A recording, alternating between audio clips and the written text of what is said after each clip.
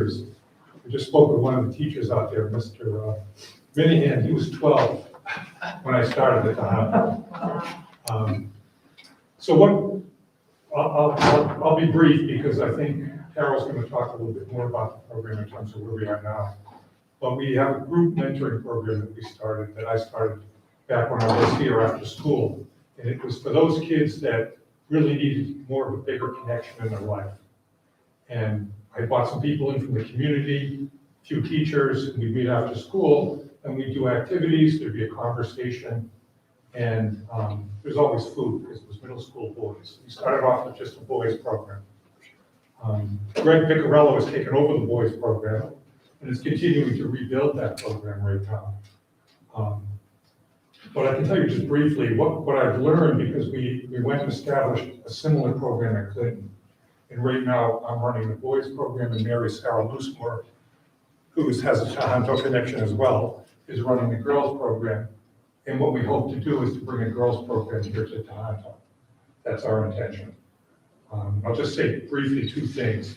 What I've learned over the last 5 years since we started in Clinton, that it's really about connection. It's about connecting these kids with mentors, male mentors that come in from the male group, female mentors that come in for our girls group. And it's about connecting them with the community, because we've done more things in the community. We've brought in people from the community. We have police officers, and we've worked out ways to get 2 police officers into each of our meetings, two with the girls group. Well, right now there's 1.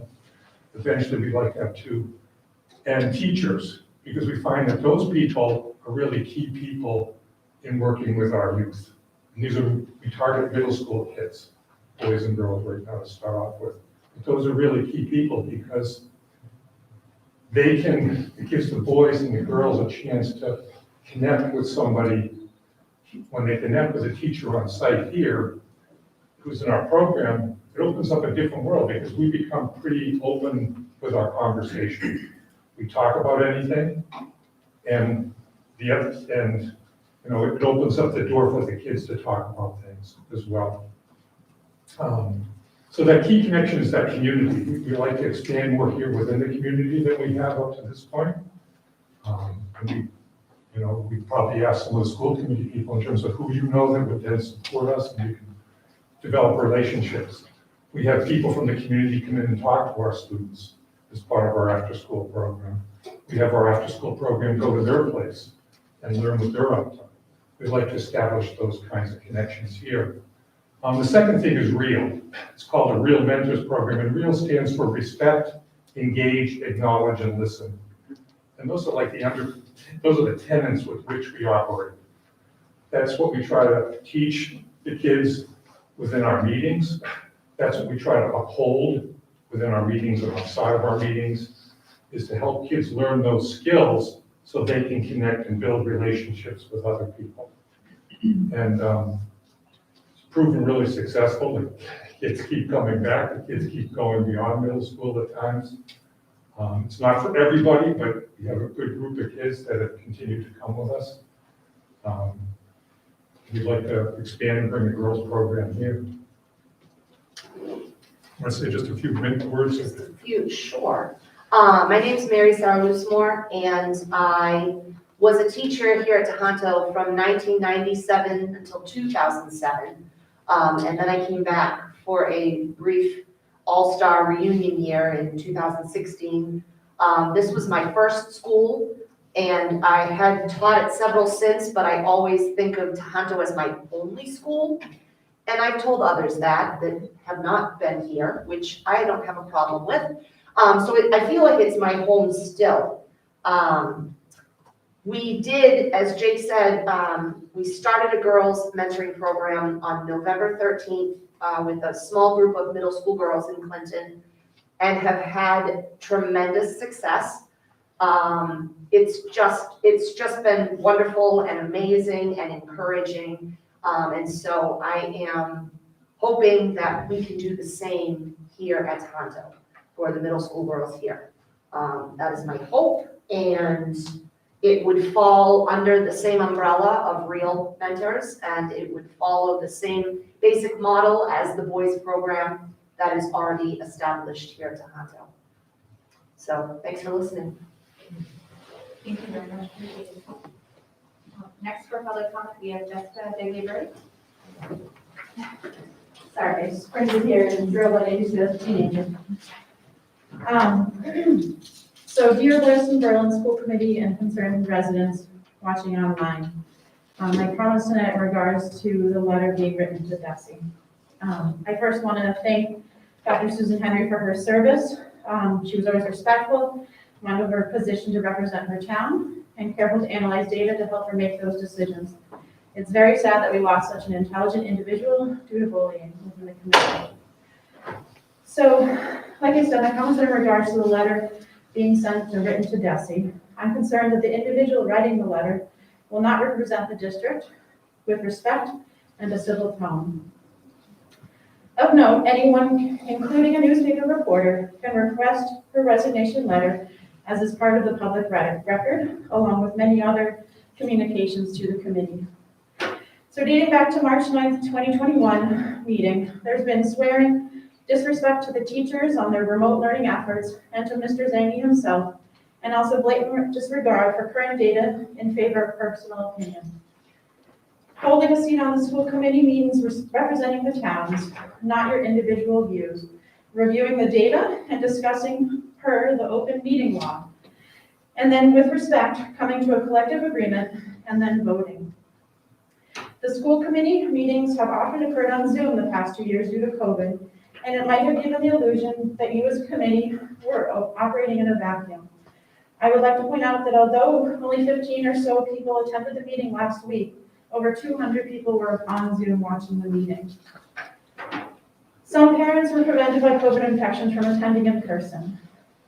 I am hopeful that a survey will be sent out soon from the superintendent that will allow parents to voice their opinions on masks, so that when the committee can review the data, and not solely based on a few parents' opinions, my own included. Thankfully, states surrounding us are viewing the data and the downward trends of COVID and ending mask mandates on an appropriate schedule. Connecticut, February 28th, New Jersey, March 7th, Delaware and Oregon, March 31st. I trust Desi also to follow the CDC guidance of masking up indoors in over 50 COVID cases per 100,000 residents, or a positivity rate of at least 8%. As of February 3rd, last Thursday, only 5 days ago, 99.9% of the country did not meet for this requirement to be removed. But thankfully, the last week has shown the continued decline in the cases, something that was not guaranteed with the subvariant of Omicron threatening to stall the decline in cases. I hope that Desi will reinstate the mask mandate if we reach those benchmarks again. I encourage parents and the school committee to continue discussions with respect and with an effort to remain civil. As Lori said last meeting, in the end, we're all neighbors, and if I might add, our children friends. Finally, I end with a district-wide request that many people run this November for elections, and even more show up to vote. Neglecting this voting duty has led to certain books being banned in other states, and it is our duty to come. Respectfully, and departing because I have patients still at the clinic, Jessica Degley. Thank you, Jessica. Okay, we are going to move on to the next item on the agenda, which is the consent agenda. Is there a motion to approve the consent agenda as presented? So moved. Adam, can I get a second? Second. Julie. Any discussion? Okay, all in favor? Aye. I'm an aye as well, opposed? Motion to approve the consent agenda as presented passes. We are going to move on to the reorganization of the Berlin-Boylston Regional School Committee. At this time, I would like to entertain a motion to elect a new chair. I'll make a motion to elect Lori Hart as our new chair. Second. All in favor? I'm sorry, discussion? Keep doing the as acting chair and having chair. All in favor? Aye. Opposed? I'm an aye as well. The motion to elect Lori Hart as chair passes. Congratulations. Thank you. I would like to. Thank you. Already. Thank you. I would like to make a motion to elect Megan Brill as vice chair. So moved. Second, excellent, so moved. So that's Adam, and then a second? Second. Mike? Discussion? All in favor? Aye. I'm an aye as well, opposed? Motion to elect Megan Brill as vice chair passes. Congratulations. Thank you. I would like to entertain a motion to appoint a member to replace Susan on the policy subcommittee. Point of order, you have a secretary election for this. I spoke to Christy about that. Are you still retaining? it? Yeah, I just wasn't sure, sorry on Thank you, yes, we discussed that, and because we already have the position, as long as you're good with it, Adam. that. Absolutely. Excellent, thank you for pointing that out, but I appreciate it. So do we have, would someone like to appoint someone to the policy subcommittee? I move to appoint Lori Hart to the policy subcommittee. Did I have a second? Second. So Adam and Mike, discussion? All in favor? Aye. I'm an aye as well, opposed? The motion passes. The motion to elect Lori Hart to the policy subcommittee passes. I would like to entertain a motion to appoint a member to replace Susan on the negotiation committee. I'll make a motion to have Lori Hart be part of the negotiation subcommittee. Second. Discussion? All in favor? Aye. I'm an aye as well.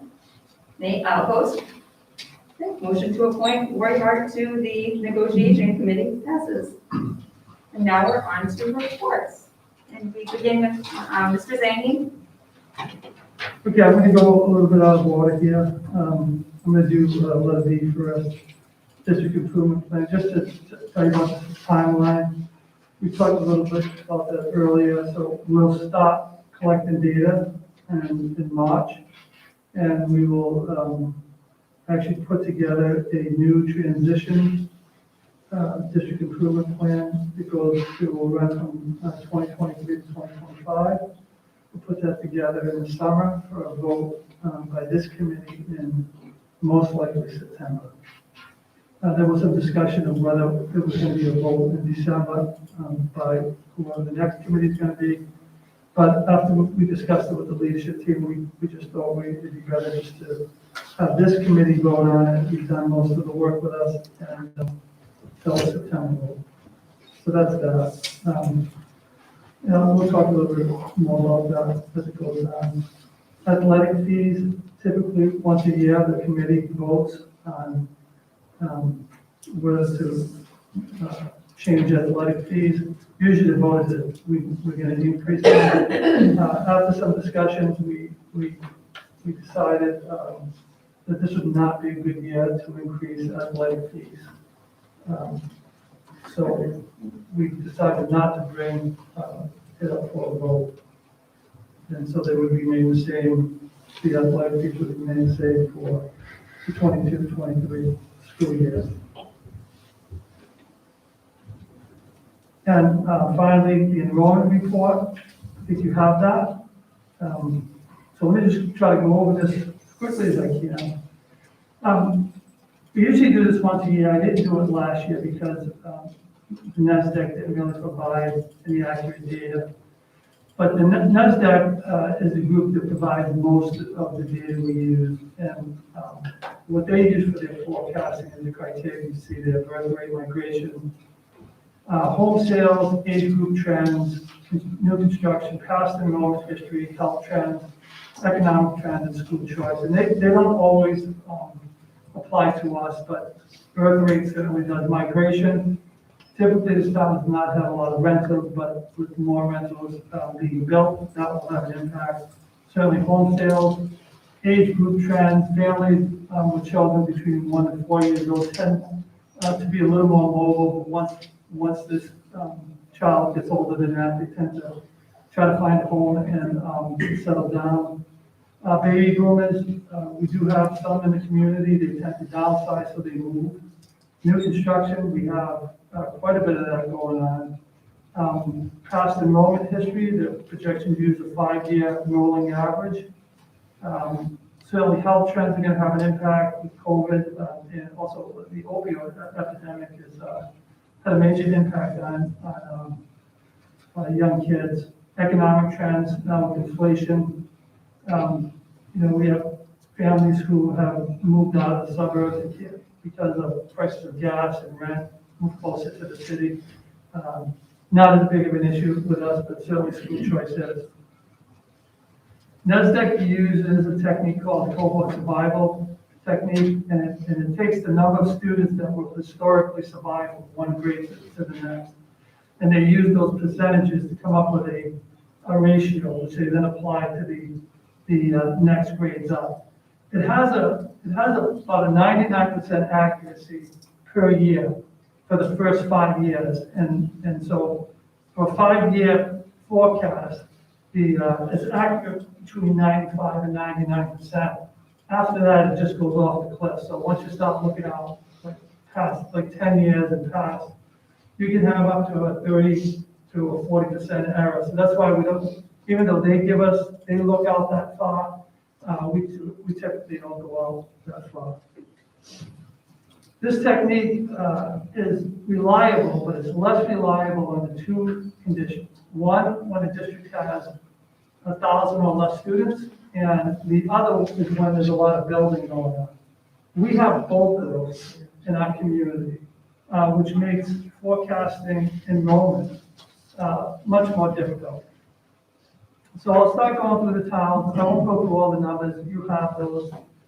I will say, if you look at Berlin Memorial, the enrollment numbers have stayed fairly stable. And part of that is because they have whatever master planning program that they work on. So up until now, at least, they've been able to not caps, because they don't have official caps on building permits, but the building in Berlin has been much lower than it has been in Boylston. Also, if you look at the birth rate in Berlin, it's been stable. It's gone up about one birth per year, so the rolling average for births in Berlin is about 24. It has gone up by 1 to 25. So it's not tremendous, but it's certainly increasing, and it will increase more with increased building. The next piece of data I have there is the number of children born versus the K enrollment. And you see, if you look at the graph, it's a little easier to see. These are usually just worksheets I use for myself, and it's just easy to explain them. If you look at the number of children born, which is the blue line, and then the K enrollment, which is the gray line, and then what I did is I just put trend lines in there, so you can see that they're almost parallel. So the number of children born and the number of children that then attend K 5 years later is very similar. So that's been pretty constant in that town. The thing that may change some of that is the next set of data I show, which is building permits. It's been pretty low, but in 2021, in 2015, 7 permits, 2019, 11 permits, in 2021, 48 permits. Now, 34 of those have been 55 and older, but you have to remember that about, I think it's 1 in 5 or 1 in 6 grandparents take care of their children now. So even though it's a 55 and older community, there is still a possibility that we get children out of that development like that. 14 of those permits are single families, and 12 of those, there's a 12-unit development going in right next to Berlin Memorial. So one of those permits, one of the 48, is for one of the houses that's going in there. But they're all big houses. So, you don't know. You don't know you could get no children out of there, which is unlikely, or you could get 25. And so the other 11 permits just for that single-family development would most likely come in 2022. And that will affect, by the time someone pulls a permit and someone occupies the house in roughly 1 to 3 years, and if they have children when they, when they get there, it's basically 5 years, so, we'll see how that goes.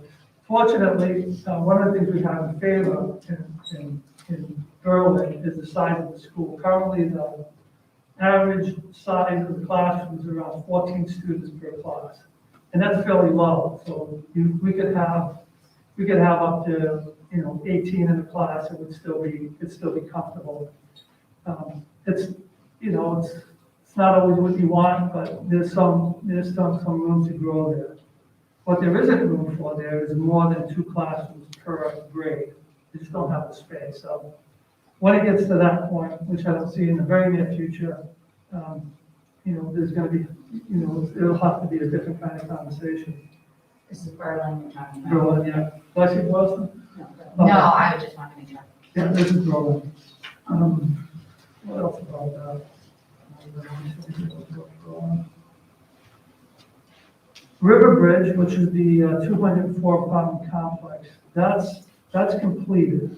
And so far we have, I believe, 4 students out of that, which originally they forecasted 29, then they forecasted 0.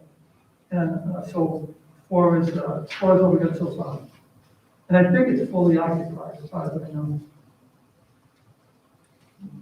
Any questions about Berlin? Good. Move on to Boylston.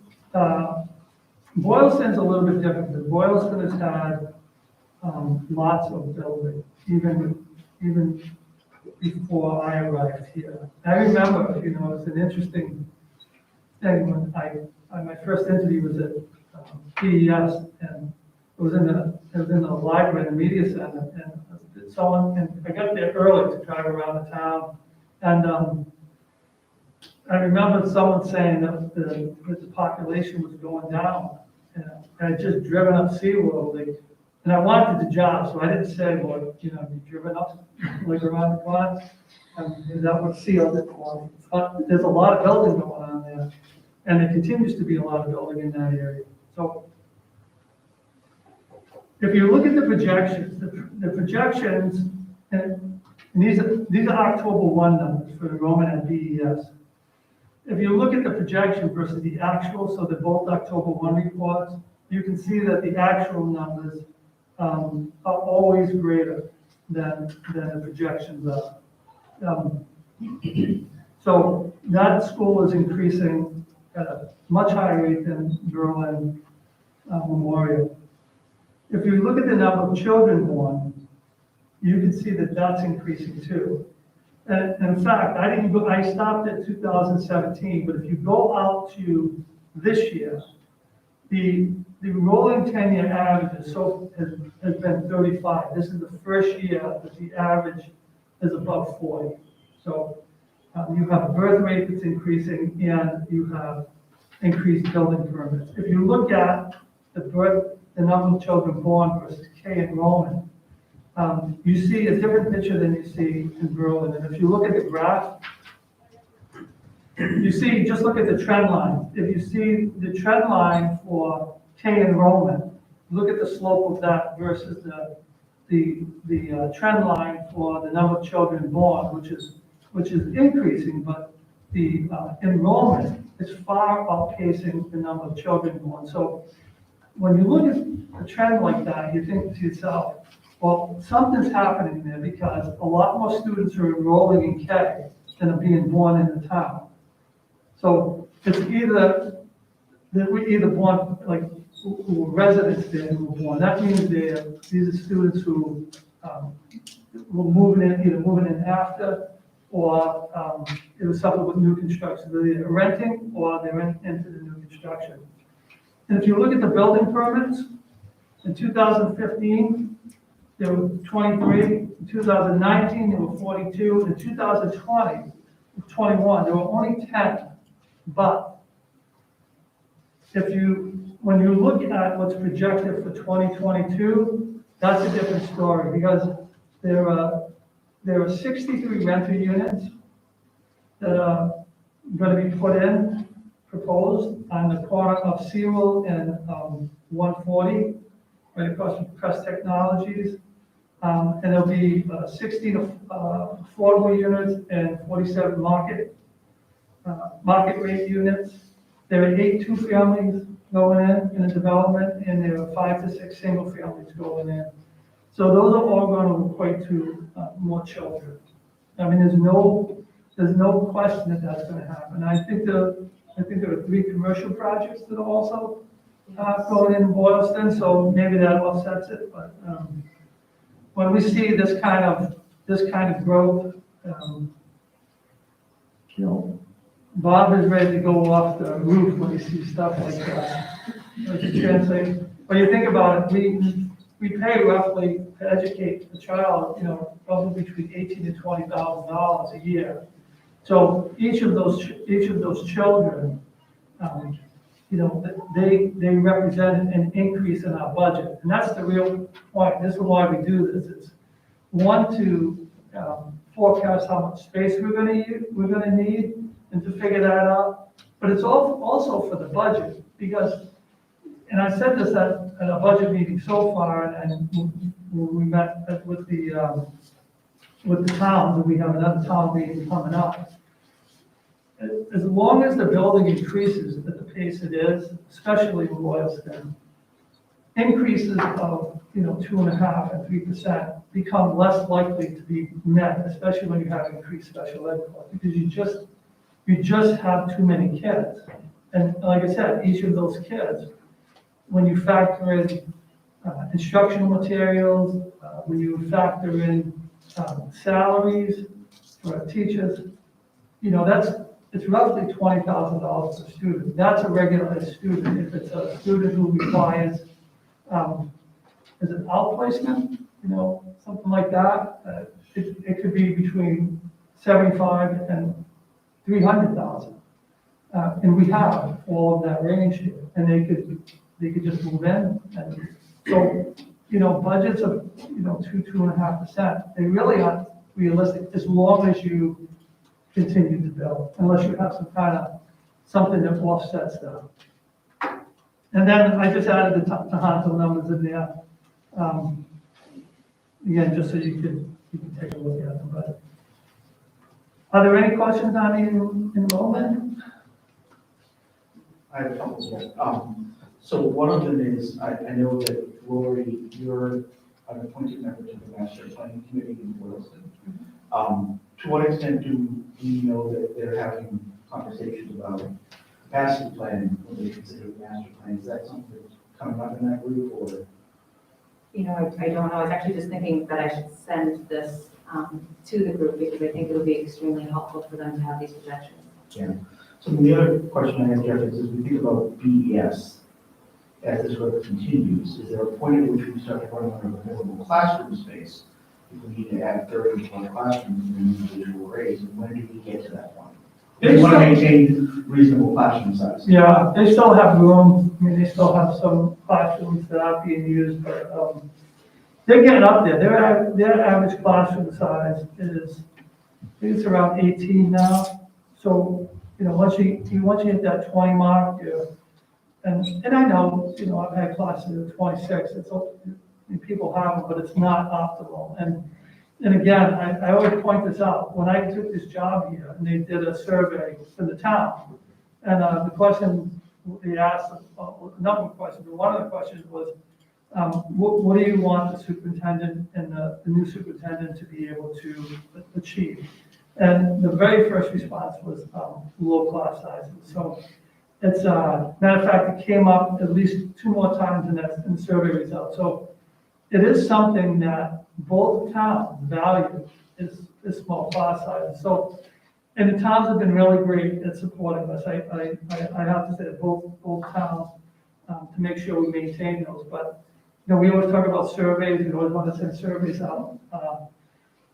But it was really clear when I interviewed, it was clear that was one of the, you know, that was one of the things that the town prides itself on, that, you know, we have small class sizes and teachers are able to give more individual attention to students. And certainly COVID has, blown a lot of stuff out of the water, but, before that, that's exactly what was happening. So we've got enough support from the town so far. And so, this is a difficult budget, and you'll see next week, and Bob talked about it, that, special education costs have really skyrocketed. And not just in this community. I talked to another superintendent just before I came who said the same thing. It's their special education numbers that are really driving their budget more than any kind of planned growth. I think one of the things that these projections miss is a family like my own that moved into town to an existing home when our children were 3 and 4 years old, right? So they weren't born when living in Boylston, but they moved to Boylston for whatever reason, but because of the school system. And so the little things don't get captured as we're replacing an older family Yeah. in a home now as young people. Well, that's, when SA does their projections, they do look at, the downsizing of baby boomers and just the migration in and out. The older families do tend to sell, and they're replaced by families like yourself who have kids. So, yeah, and again, because we have, it's like our schools, they're so small. When you look at MCAS results, for example, even 1 or 2 students can skew the results. And so when you only have 1,000, if you only have 1,000 students and you have a lot of building going on, you have a lot of factors that you really can't, okay, if you have 1 variable, we have 2 that make an enormous difference in the capacity of our schools. So, we keep an eye on it, and, certainly school choice is one of the issues that comes up. And people, usually the rule of thumb, that communities start to get a little antsy about about school choice numbers when it starts to edge up to about 25% of your population, because it translates to your graduating class. You have a graduating class, a quarter of them aren't from your towns anymore, so it starts to become an issue. We're not there yet. So. Jeff, how long can these trends continue before you start thinking about needing new space, new buildings? I had the principals do projections a couple of years ago, and I have we have, it's out past 5 years, certainly. Like I said, in Berlin, we have very low class sizes, so there's not space, but there's room to grow in the classroom. Boylston is just the opposite. They have bigger classes, but they have some more room to grow in the school. So again, by next year, one of the things Ace asked for is another teacher. He doesn't need one this year. Next year, he'll definitely need one because he will have a big kindergarten class. These classes come in are all 50 plus now. And that's October 1 numbers. By mid-year, they're closer to 60. When you look at all of these numbers, these October 1 numbers, and they don't include the school choice kids, and they don't include the kids who come in. Well, not only do we potentially need a teacher, but I think that the paraprofessional demand in some of those younger classes, if we have bigger class sizes, also increases, right? And that's the other. Right. I think it's important, you mentioned the master plan. I think it's important. I'm sure they'll consider this enrollment stuff, but the number of buildings you have has such an enormous impact on our schools. It's certainly the amount of taxes that the town gets.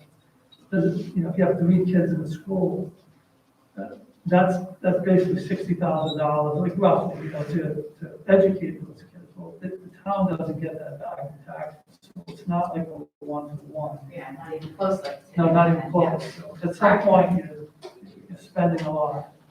Can I ask you one question, Karen? For both BMS and DES, from 2020 to 2021, the jump it's a market jump. In both, do you have any idea why that's so long? Which one are you looking at? For Berlin Memorial School, from the projections to the actual, like COVID year, 2020, 2021, went from 150 to 177 with BMS, and then DES was just as high. 224, 228, yeah. The others are sort of within projection to Yeah. annual, but those are huge jumps. Yeah, well, again, it's a COVID year. Right, so- I was thinking Yeah, that, so- yeah. Yeah, I remember last year I did a sort of a report on the effects of COVID. Yeah. It's usually like a 1 year, any natural disaster, they don't have anything on COVID really that's happening, but they have done a lot of research on the effect of natural disasters on birth rate. And it tends to suppress it initially, and then it increases a lot, so. I don't know what happened with the enrollment. We did have a lot of kids, like school choice out, and, so we had a lot of students that were homeschooled.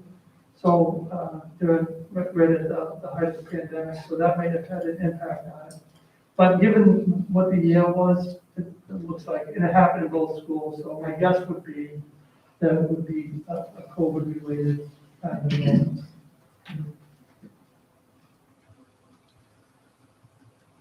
Anything else? You said 5 years, beyond 5 years before you're gonna think about the building. From the time you start thinking about it until it gets built, how long does that just take? I don't know what it was for this building. I get in Massachusetts, like, I mean, if you're thinking beyond 5 years, is that 6 years, 10 years? I would say that, again, our projections, when you look at the 10-year, when you look at out to like 2030 or 2031, we're expected to have about a 350 student increase in the district. But it's tough to tell. I mean, you'll only know really when the building gets under control and COVID is over. So I don't even, it'd be tough to even guess that. I mean, we could, if we had 200 extra kids, that would be, that's a lot in a small district. It's only 1,000 kids total, so. Well, that's my thought, I mean, I'm familiar with the building, it's not, you don't snap your fingers, it's not No. gonna be a new school next year. No. 200 kids coming in, you need probably 5 years to plan it. Yeah, I mean, I think the numbers are projected to go up. I've seen the graphs on it, but, well, I think probably next year's enrollment projection will be a little more accurate as we start to get past this. And, once, I know they are working on the master plan, once they consider that, we have to see, for example, in Boylston, how many, students come out of the rentals. Yeah. And they tend to have a transient population on top of it, so. We'll see, it's tough to go beyond 5 years with these, communities like these. So we'll keep an eye on it though.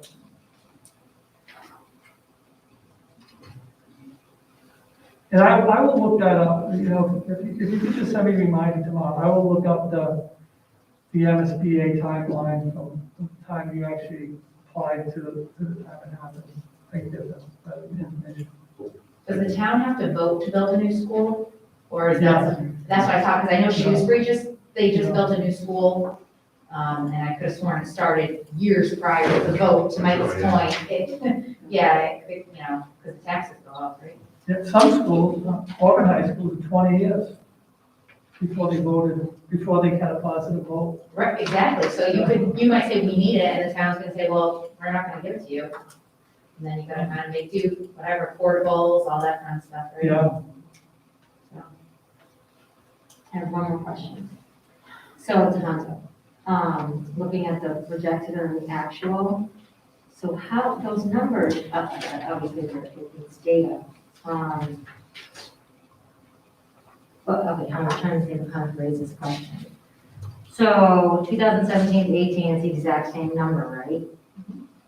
And projected and actual, and then in 2020 and 21, and then 21, 22, we're dealing with all the exact same numbers, projected and actual. 6 to 12, yet, if we were to look at 8 to 9, we know kids are leaving the district. So I'm just confused how those numbers can be the same when we're having. I see when the kids leave at the end of the year, how it's the number.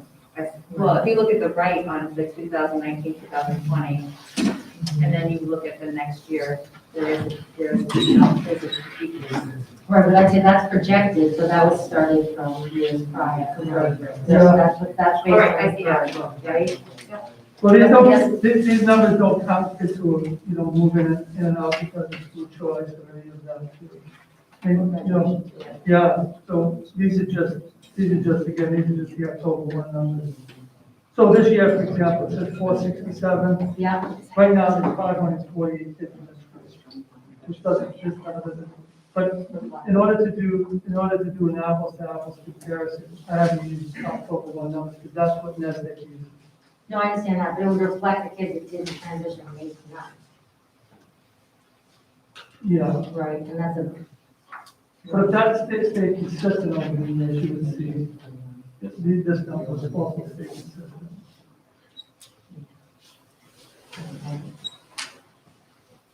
If you have any kind of specific questions when you go home, and you say, look, I kind of thought about that, and there's something very specific. yeah, Just send it to me, 'cause I've got a lot more data on this. Sure. This is just a high level stuff, but if there's very specific, like how many from this year to this year, and how many out because of, they went to the vocational school, I can get all of that. all right, that would be great. Yeah, so if you have something very specific, I can find it. Perfect, thank you. Yeah. Any more questions? No, thank you. Thank you. Thank you, Jeff. Bob? Good evening.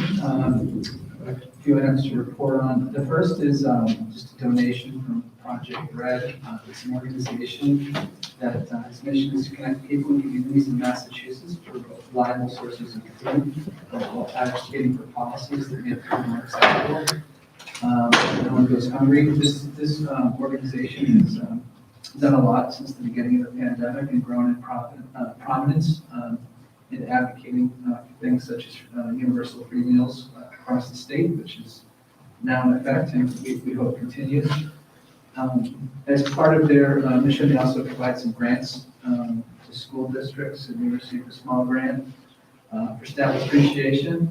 They recognize how hard our staff is working, and all staff across the state is working. With free meals, we're selling more than we typically would, so so this money would go towards, I think it was going to be a police vest or some type of shirt for each of the staff members. So that grant is something to vote on in the business items. Just wanted to give you some background on it. The next item is informational. We participate as a district with about 20-something other districts in a collaborative bid for oil. By grouping together, this is permitted, one of the methods that's permitted for procurement in the state. By coming together as a group, we get better pricing by being a part of this than we would otherwise because we're a small district. We also use a bid process because the dollar amount we purchase over the year is very significant. We also want to be able to predict what we're going to pay for oil next year. There's been huge fluctuations in oil prices and energy in general. So by going out to bid now in the winter, we're able to then budget accurately for next year. And the bid was recently held. The lowest bid, the lowest bidder only bid was disqualified because they didn't meet the terms of the bid. The next lowest bidder was at $2.90 per gallon. It's a significant increase over what last year's price was, which is just under $1.70. And however, this is reflective of what's going on in the market. It's not really a surprise. In fact, in the preliminary budget that I did, I had estimated about the same increase that we have within $1,000. So we will have an increase of $18,000. This is already baked into our budget. But I just wanted to give you that background on the collective oil bid. The last item I have to report on is excess and deficiency filing, which is finally coming close to completion. I spoke with a representative at the Division of Local Services today and yesterday, working through some of the questions they had, and I expect it will be certified very soon. I'm hoping for next week's meeting. I am getting a little tired of carrying it over as a carryover item on each of my reports. hope to have an update for next meeting. We do need their certification in order to use E&D funds in our budget. I'm budgeting to use E&D next year provisionally, assuming it gets accepted. It gets accepted every year. But it is useful to have that certification as soon as we can. That's the last time I have. There's no questions. Thank you, Bob. Karen? Thank you. I wanted to start this evening first by thanking the Superintendent's Advisory Council. We met last Thursday evening to go over the equity survey that we had put together. It was a great help. The council worked on the language for that survey, and it will be coming out. We're looking at right after the vacation week because we're trying to switch over into a more efficient system for doing the survey. So we're working on that right now. We also have a mask survey and items, and also other items related to COVID in the district. We have the language for that in place. We have a subcommittee we've invited from that group tomorrow evening to meet with me and go through the language on that. It's a much shorter survey than the equity survey. Our intention is to get that out through a Google survey on Friday. So look for that in the superintendent's newsletter this week. Also wanted to mention that the Massachusetts Elementary and Secondary Education released its 2021 school and district report cards. That will be coming to parents no later than the 18th of February. It's already on the individual school websites, and we'll be putting that all three on the district website. I think it's really important. It's a comprehensive report. It has an information on student enrollment, teacher workforce, attendance, discipline, performance on the state tests, accountability, and school spending all rolled up into one report card. And then speaking of equity, what I also like about this report is you can get it in many different languages. That's the great thing. We used to have to send them out just paper copy, but now there's translations available on that site as well. So please take a look at that, and you'll also be getting them through your school, through your principals as well. Finally, I want to just briefly speak about the Real Mentors program and thank Mary, Sarah, and Jake for coming out this evening. Jake and I go back to the days of when Jake and Michael Sanford brought in fathering fathers into the elementary schools. And I had an opportunity to work with both gentlemen. In that program, we had an opportunity to bring fathers and their sons together and to bond on weekends. And they would go out and do all kinds of wonderful activities. I remember geocaching, right? And some fishing and all kinds of great activities. From there, Jake took this and started to expand into the program with the boys at the middle school with Greg Picarello, and the opportunity now to bring the girls program into Tohoto as well is a huge step for us. So we're so grateful that both these individuals are willing to do this work, and they've been really trying very hard to get this off the ground. We're looking at funding sources for the positions. I think, Jake, you mentioned all of the positions. I'll just mention them again. We're looking at 4 school staff members who serve as mentors, 2 with the boys group, 2 with the girls group, to have a site coordinator for each program, and then program organizers are hoping to add 2 additional job descriptions filled by men and women from the community and the police departments. I did want to let both of you know that we will be meeting with the Boylston crisis team this week on Friday, and we will be asking them for some volunteers from the police department. We do have we have a new female officer in Berlin, and so we're going to be reaching out to them, and they've been great partners to us in the community, so we're excited to have that possibility to come along. I do just want to end with the quote I put in the report because I think it does speak volumes about this program, Jake, and rather than break down the program like in a more concrete way, I'm just going to read the quote because I love Brene Brown. She speaks to my heart, and I'll just share this with everybody because you included this. Connection is the energy that exists between people when they feel seen, heard, and valued, when they can give and receive without judgment, and when they derive sustenance and strength from the relationship. And that's what this program is all about. So very excited to get this off and running, so thank you to both of you. Any questions? I'm not familiar, I've heard it talked about a couple times with the superintendent's advisory committee. Can you give me a little background around what that group is, what they're advising on, and how it might be? It came to be, it's been in place for a couple of years now, it came to be just one of my goals as, just as an effort to get some kind of more community input. And so we actually kind of thought about what they would have, what their function would be. But what they really do now is they advise myself, and Carol is obviously on the committee too, on just initiatives that we have.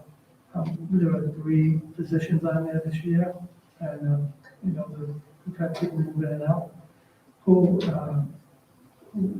actually was at our first meeting, and so we have basically a COVID survey and masking survey.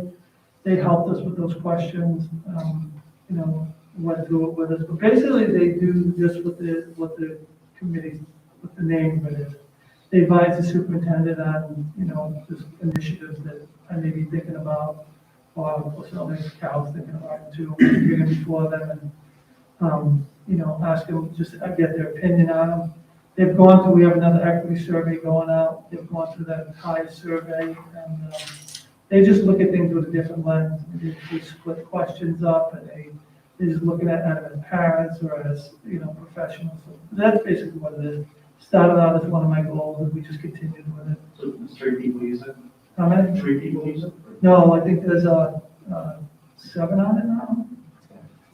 7? And a student representative. And a student representative. And I have one of my former students on there too.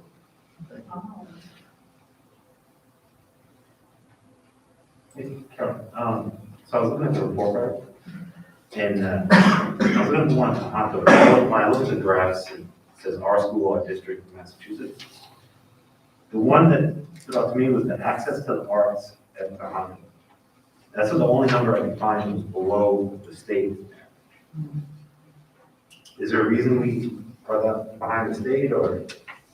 That's a good question. I can't answer that right now. I will take a look at it for you. That's access to the arts. Access to the arts, because I know when I was appointed to this committee last year, one of the former members was a big advocate for the arts.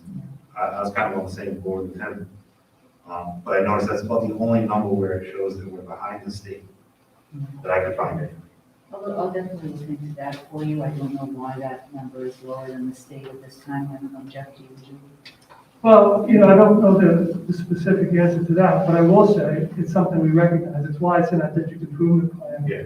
And actually, that school committee member was one of the first people I went to. I actually went to a shop and talked to them about the goal. It's something we recognize. Yeah. A while ago. I remember having conversations about that, yeah. Yeah, definitely needs work.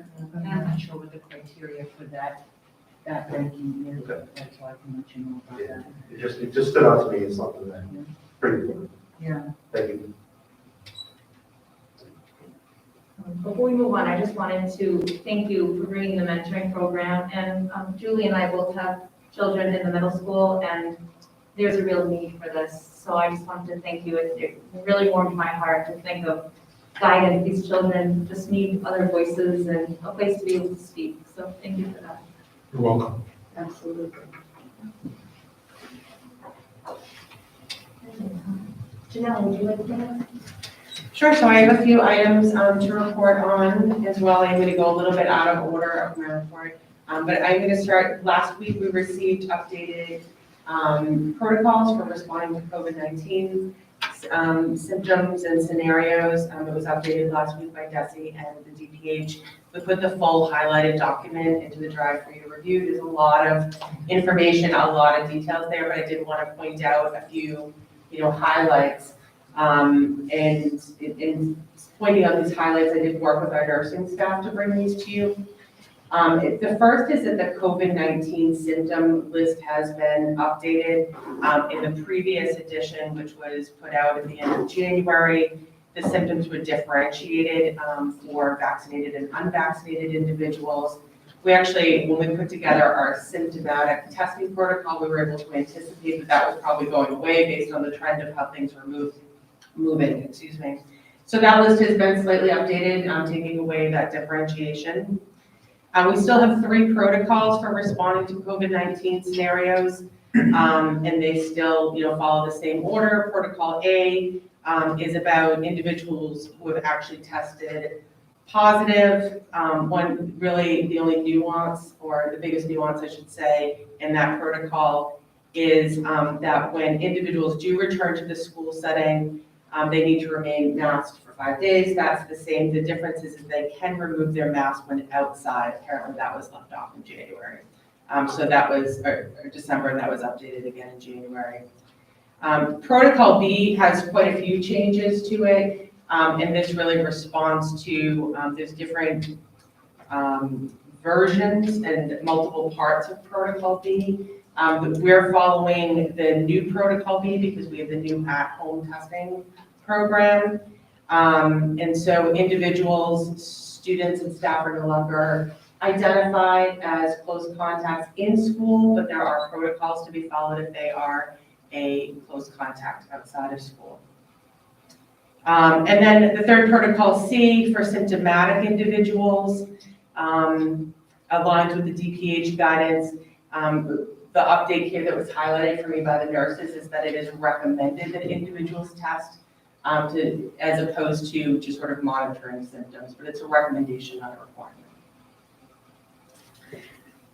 I'm going to skip over and go to the update on the at-home COVID testing program. So we've just got that rolled out.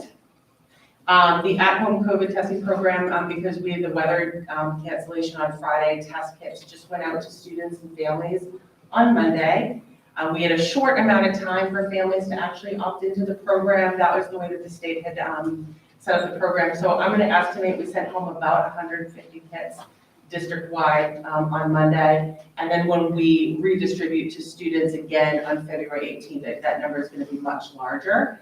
The numbers that I pulled here on the report, I pulled on Friday afternoon. I checked on them today. They've grown yet again. So people are still opting in. And that's good. So I think that program is, up and running, and we're hearing from families if they have any questions. And then the vaccination data. I worked with the nursing staff on Thursday. This data came from our meeting on Thursday. So as you know, the nurses implemented a new health software program this school year that has a much better reporting, significantly improved reporting. And although we still can't go in and just push a button and say, tell us how many people meet the full vaccination criteria, we can go in, pull multiple small reports, and then crunch the numbers ourselves. And so although we've had that program in place for a little while, it didn't even start to sync with the state data until very recently. So we were just able to pull this data for the first time last week. And it's only reporting the student data, which I have the numbers there for you. So both Berlin and Boylston elementary schools are just above 50%, and Tohoto is very close to 80% for student vaccination rates. I think we figured that is 11 or maybe 12 students away from meeting the 80% mark for vaccination. And then the staff vaccination rates is based on voluntary reporting from staff. There isn't a program that we can pull that data from. So the nurses all along have been sort of keeping lists from staff that are open and willing to share that data. And that's what we see there, which are very high rates of vaccination, anywhere from 87 to 97%. Any questions? I have a question on the COVID-19 symptom list, which I have continued to find very difficult to interpret. So I look at this and see there are 5 symptoms at the top: fever, difficulty breathing, new loss of taste or smell, muscle ache or body aches, cough. On their own, any of those 5 symptoms would warrant being tested, is that correct? On our symptomatic testing protocol, yes. Yes, look at page 3. Mhm. So below that, we have sore throat, nausea, headache, fatigue, nasal congestion, and those all say when in combination with other symptoms. Now, am I to understand that two of those symptoms, like sore throat and nausea, or headache and nasal congestion, would prompt a student to be symptomatically tested within the school and to be recommended to be tested based on protocol A? So there's nurse discretion here for sure. I'm agreeing with you that that my interpretation would be that if there's say headache and fatigue, that those two symptoms would prompt a nurse to say that the student might be symptomatic and would be looking to see whether or not the student had consent for symptomatic testing at school and to test them. Okay. I would agree with your interpretation. Yeah, I don't think this should be aligned between the top five, which are on their own, yes, Mhm. but then the bottom six, it's any of those two, potentially, of the six, unrelated to the top five. Mhm. They used to be. There used to be, I was just It was gonna bold- say, It was bold, that's one of the changes they made. there used to be that you had to have, if you had one of the bottom symptoms, it had to be two. It used to be That's what very, it says now. I know, it's different though, so I The can't speak to bolded, that. my understanding of the previous where it was bolded actually referred to vaccinated and unvaccinated status, that was what the bolded was on that version or iteration. And I know, right, going through it, looking at what's bolded and what's italicized. So if memory serves me correctly, that the bolding referred to an individual's individual's vaccination rate. But this, right, this just puts that aside and has no regard for that. It's just based on the symptoms alone, regardless of the vaccination status. Thank you. I have one quick question for you, Janelle. Will families be able to opt into this for as long as they're able to, or is there going to be a close up in the school time? The at-home testing program, yeah, families are welcome to opt in and staff are welcome to opt in. It's on a rolling basis, for sure. And, now that we have placed our first order, we're getting in our first inventory. I think once we're past that first distribution, we have more flexibility and more ability to print labels for those test kits and send them home like just the day before. Whereas that first one was like really tight. We needed to know a whole week in advance in order to get the supplies from the state. But now that we've got a little bit of a supply, we can be more flexible. So to answer your questions, families are welcome to continue opting in. And then if they wanted to opt out for some reason, they just need to send an email either the principal or myself. We'll get that handled.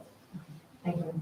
Janelle, for the opting in, will that be in the Friday newsletter, the link, or is there a place on the website that they can go to? Yeah, it's already on the website. It went out on School Messenger, and my plan is to put that into the weekly update again this Friday. I think it'll continue to appear there for some time, the reminders with the links. And I'll be honest, I mean, the at-home testing program, there's a lot of components to it, and it's a lot of, I think, information for families, to process. Like during, within the at-home testing, we ask families to use a form to report positive results. That's only a result of the at-home testing, and I think, it could be mistaken that you go in there and if you got a positive result at from a doctor's office, that you go in and put it there. So it's just a lot of moving pieces, and we're just working with families to clarify that as we go. Thank you for that. It's a lot to keep up with. Yeah, it is. Yeah, for everybody. Thank you. Sure. Let's see.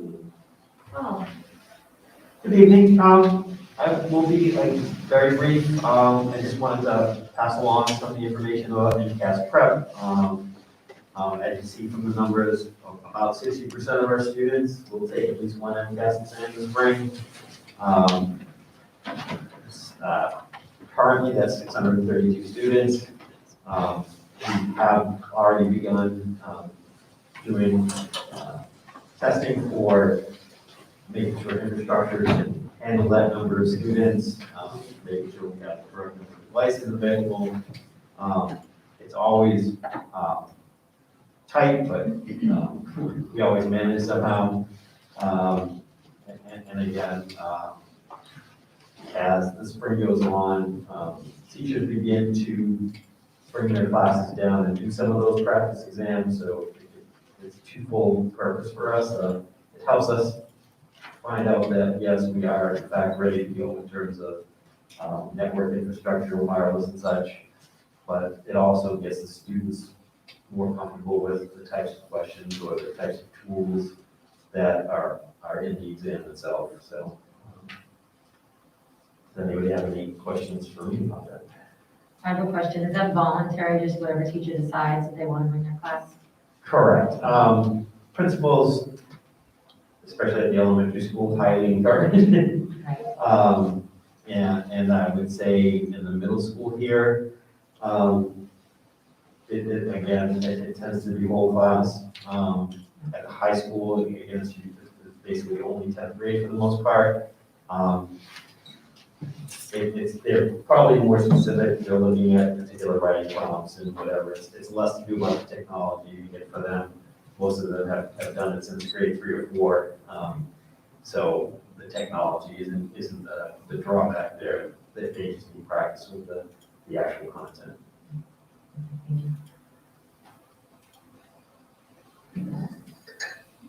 you. Well,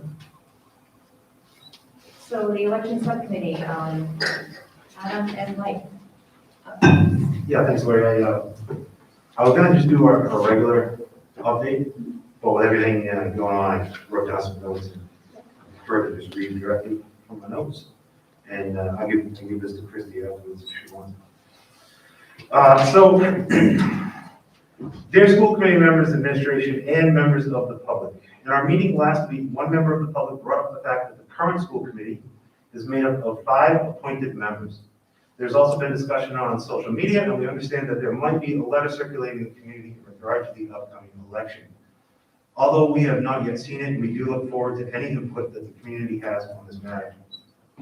The Elections Subcommittee would like to offer the following update and a review of the regional school committee election before we get into a discussion of several items for your vote tonight. When the district regionalized some years ago, it was decided that of the various options available for regional school committee elections, the committee at that time chose to have district-wide elections during the state's biennial election. These are held in November of those years. It is our understanding that this was one of several options to choose from, and the first such opportunity for a regional committee election after the regionalization would have been November 2020. The state has a process to follow to hold school committee elections during that biennial election. That committee, the one from 2020 and the committee on which our last serving elected member had a seat, failed to file the necessary paperwork with the state to get on the ballot. Steps were taken to attempt to correct this, including the filing of multiple home rule petitions, which would have required state legislature intervention. A home rule petition is a request from a city or town for a new type of power from the state legislature, and in this case, that power would have been to have a different type of election than originally intended once the mistake was made. The response to COVID and its related issues prevented this from being heard in Boston, and it was abandoned in 2021.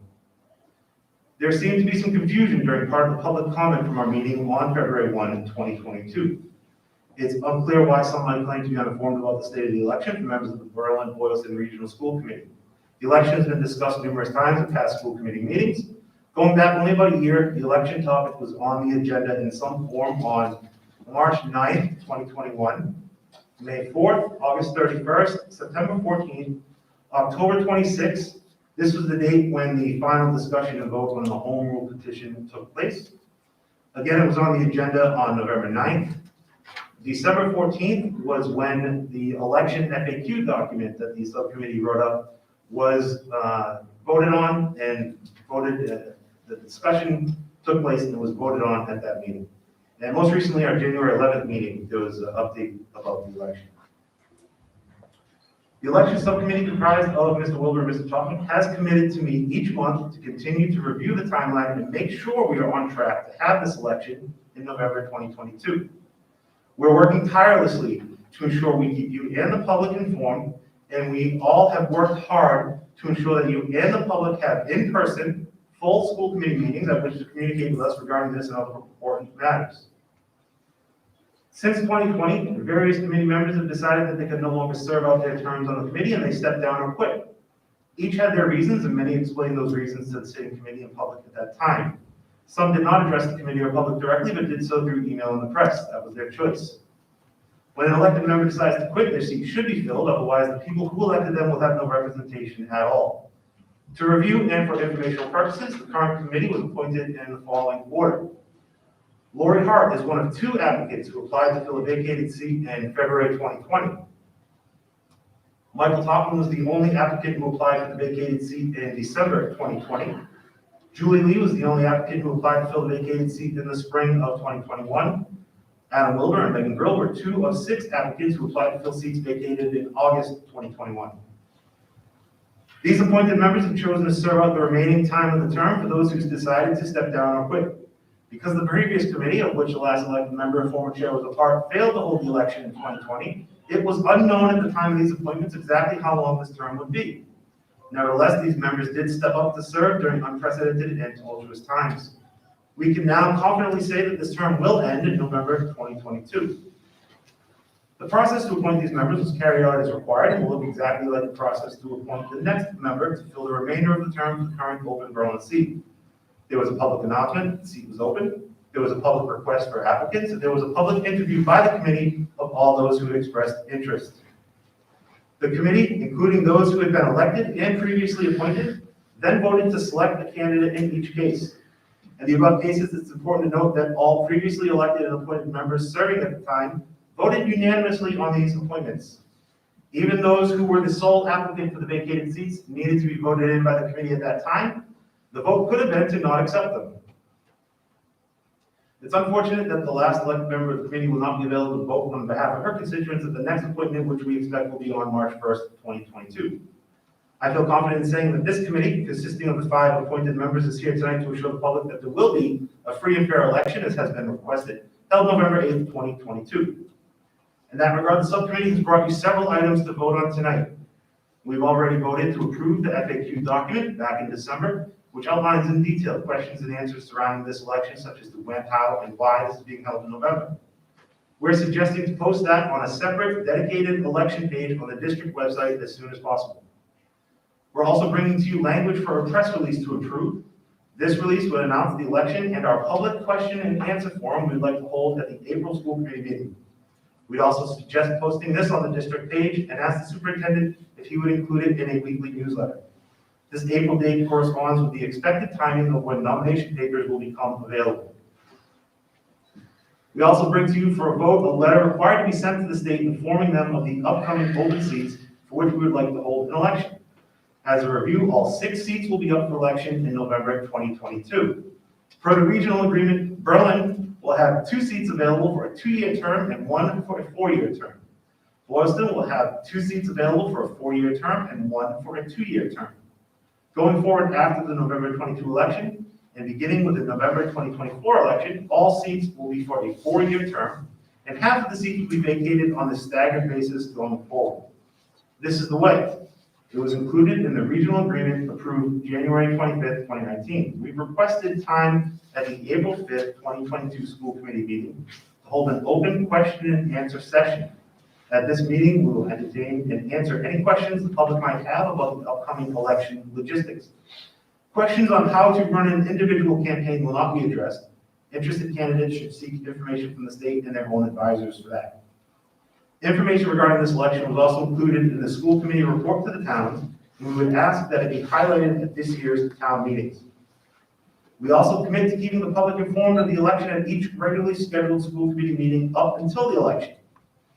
Part of our discussion in our last subcommittee meeting centered around community outreach and awareness. The idea of publicizing this on social media did come up. We discussed that social media is a great tool to use to get the word out, but we must be careful. We have learned that committee members must be careful discussing committee business on social media so as to not violate law, and social media can make this difficult. We feel it's appropriate to dedicate a page on the district website to the election if possible. We do not feel we should be posting this information on any non-town government related pages on social media, such as the many private groups formed by community members that are not affiliated directly with the towns or schools, but are simply forums for these topics. If the school committee or its individual members were to post election information on private groups, which may not include all of the public, or if the administrators of those private pages were to close commenting on these posts, That would not support the concept of equity for all that we hold dear. This could violate open meeting law if a quorum of committee members happen to subscribe to those pages and get involved in the posting or comments. We do welcome the administrators of those pages to share the information from our meetings, but for the committee to actively seek out those private pages could lead to a risk of not finding them all and unintentionally excluding some members of the community who are on other pages. An example of this would be a recent committee agenda being shared on certain Berlin neighbors' Facebook pages by a former committee member, but not on other Berlin resident-related pages. This including of one group and excluding of another is not how we should operate. It is not equity. We should entertain a policy update regarding this as soon as possible. For those who have written and spoken on recently about the failure of past committees and elected members to hold an election, please know the public can rest assured that this committee is dedicated to bringing you a free and fair election in November 2022. Thank you. Adam, do you have anything to add? I just thank Mike for providing what I believe is a very accurate representation of what's occurred over the last 2 or 3 years within this topic of the election. I'll also comment that I personally, as I think Lori Mike and Jeff can attest to, prior to joining the committee or being appointed to the committee, did question on several occasions why an election hadn't happened when it should have happened. I appreciate the attention that the three of you did give to those questions when I was a private citizen, since I'm a private citizen at the time. And I think that everything Mike just said is factually accurate and well stated. Does anyone have any questions for Adam? Okay, thank you. Are there any updates from Jesse regarding the mask mandate? Pretty much the same. We're going to have an open discussion on the letter to Jesse regarding the mask mandate. Does anyone want to? So I'm happy to start the way I did share a version of a potential letter that I think we should consider when looking at the letter to be sent to Jesse. I'll just comment that the version that you're able to see here on the drive that I wrote and drafted is primarily focusing on the decision-making authority and not the question of whether or not we should continue to require masks in schools. Very much focused on the issue of which body is closest to this issue and able to be best listening to concerned citizens on this topic, as well as focusing on the equity question around the vaccination threshold and some issues I personally feel strongly about in that case. And then finally noting that there had been some activity in the last 24 hours where some neighboring governors have moved to return this decision-making authority to local school committees and urging the Department of Education to do the same in Massachusetts. So I offer that for discussion, and you'll see the version I provided that it includes a number of line members should there be any suggested edit before we move towards moving.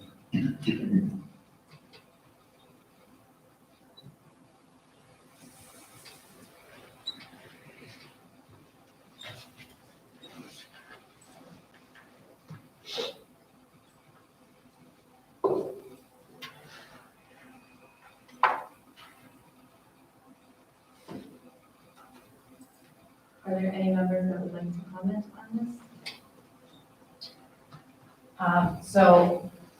So essentially we have 2 letters to Desi that are proposed by 2 members, or are we doing away with the original one and this, or is that what we're deciding now? So nonetheless, maybe Mr. Tom offered to draft a letter as well. Yes. About it. I certainly look to hear his thoughts on the options in front of us and which way we should proceed. I think you know what's the second. Okay. Adam, I like your letter. No offense, I just like that it's more focused on give us the facts. And it's not, I don't think it's giving up too much of the position of our community. It's more requesting that we have the science and the facts so that we can make a decision. And it's more requesting that, they follow suit of other governments that have already released that decision down to localities. Or at least have set a date for that. I mean, obviously, it's not gonna happen tomorrow, but. I think those are all good points. I think everything that's happened in the last few days over the weekend, I wrote this last week, so. Yep, A lot of agreed. that stuff happened after I wrote the letter. I think Adam's much more aggressive, and I think it's perfectly acceptable.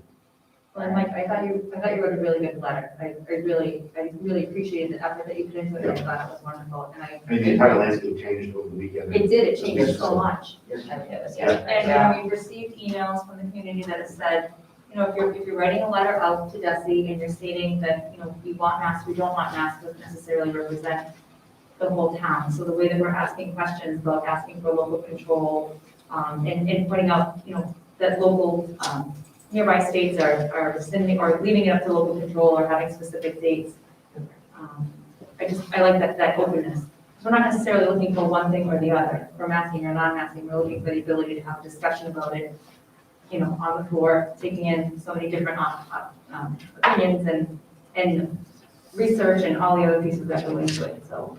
A couple of things I'll just highlight for those who can't see the letter, but will be able to see whatever version we decide to pass. And you could also request to see this in the future. I made three, key points within the letter I drafted.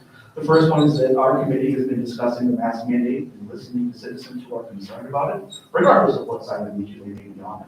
We've done that at 3 meetings in the last month, on the 11th, the 25th, and the 1st of February. During these meetings, we heard public comments from parents, medical professionals, scientists, and teachers. Furthermore, we had our listening session, as the public commenter noted earlier, we had almost 300 people who watched that listening session that we did last week. That's almost double the number of people who watched a similar session back in August, and this topic was on the table. The conclusion of that first section of the letter is that our committee understands our community better than DESI because we are the ones who are listening to them. The second point in my letter talks about the inequities of requiring all communities to reach a somewhat arbitrary 80% vaccination rate, because all the communities in this state are not equal in terms of racial makeup, in terms of economics, or in terms of the willingness of the people in those towns to have their children vaccinated. I specifically know, based on data that I sourced yesterday, that in Boylston, 54% of our 5 to 11-year-olds are fully vaccinated, whereas 90% are vaccinated in Foxborough. In Worcester, 21% of those children are vaccinated, whereas 70% are vaccinated in Wellesley. And only 23% of elementary-age children are fully vaccinated in Holyoke, whereas 95% of those same children are fully vaccinated in Hopkinton. My point in this section is to note that given the correlation between vaccination rate and race, it is inequitable to require that every community be measured to the same 80% vaccination threshold measuring stick. If the vaccination threshold continues, we will soon see that the predominantly white schools and wealthy communities will be mask-free, while the schools with more racially diverse student populations will remain masked. Final point of my letter talks about some of the recent activity that we've seen, both from the Secretary of Education and the Secretary of Health and Human Services, as they've commented on the twindemic that exists within higher education, specifically noting the profound impact that virus mitigation has had on our citizens' mental health. They urged higher ed leaders to reconsider protocols to help promote a return to healthy social interactions.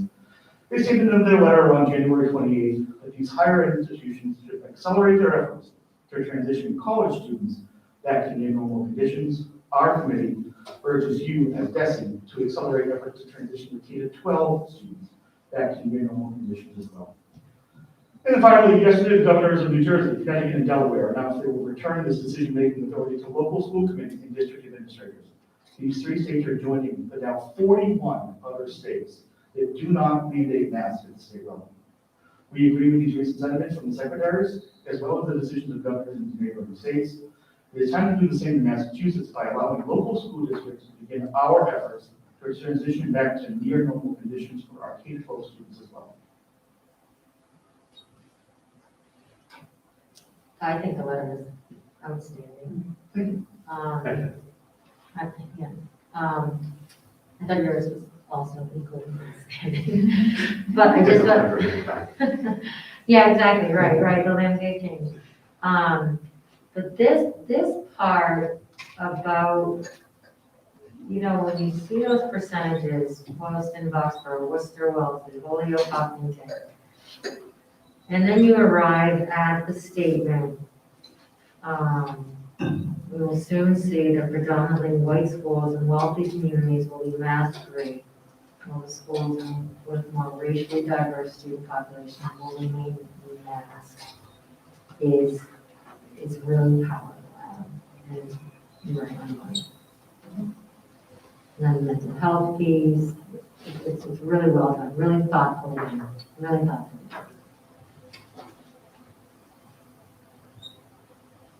Anyone else have anything to add? Thank you to both of you for taking the time to write the letters. It does take, I mean, I don't think anybody knows what it's like behind the scenes in the school committee when you're given a task and you have to organize and get it all done. It's a lot of work. I really appreciate that. So I guess we will move on to our business things.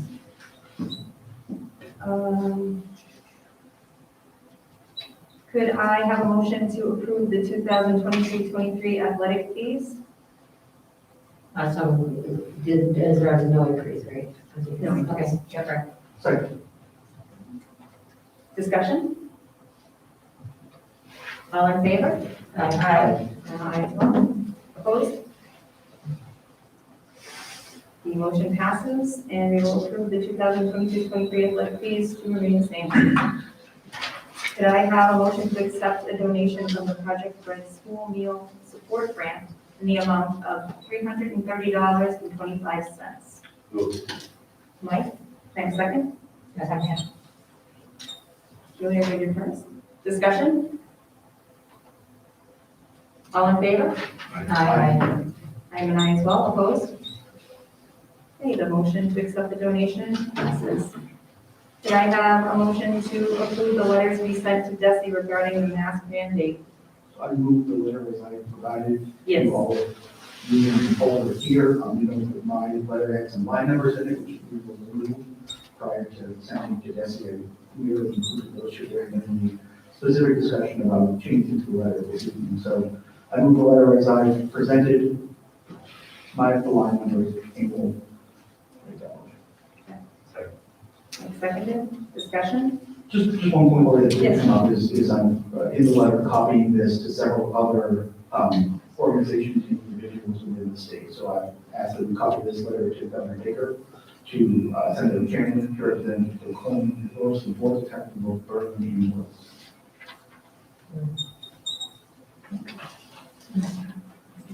Any further discussion? All in favor? Aye. I'm an aye as well. Opposed? The motion passes. We will be sending Adam's version of the letter to DESI regarding the mask mandate, as well as to other people in the state. Could I have a motion to approve a press release regarding the election? So moved.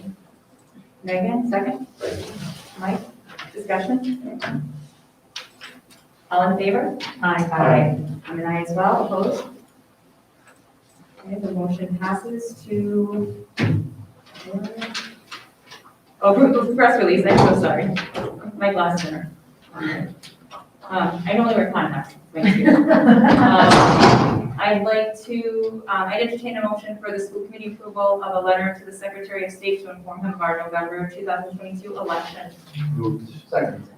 Mike, Adam, discussion? Just one point on this, you'll see in the letter that it indicated that one seat is currently vacant. We did have some questions amongst ourselves at the election subcommittee meeting, and decided that we want to get the letter in now. Yeah. We need another letter upon the appointment of the individual into that seat, hopefully March 1st, meeting, so we get some days. At that point. I appreciate that. Any further discussion?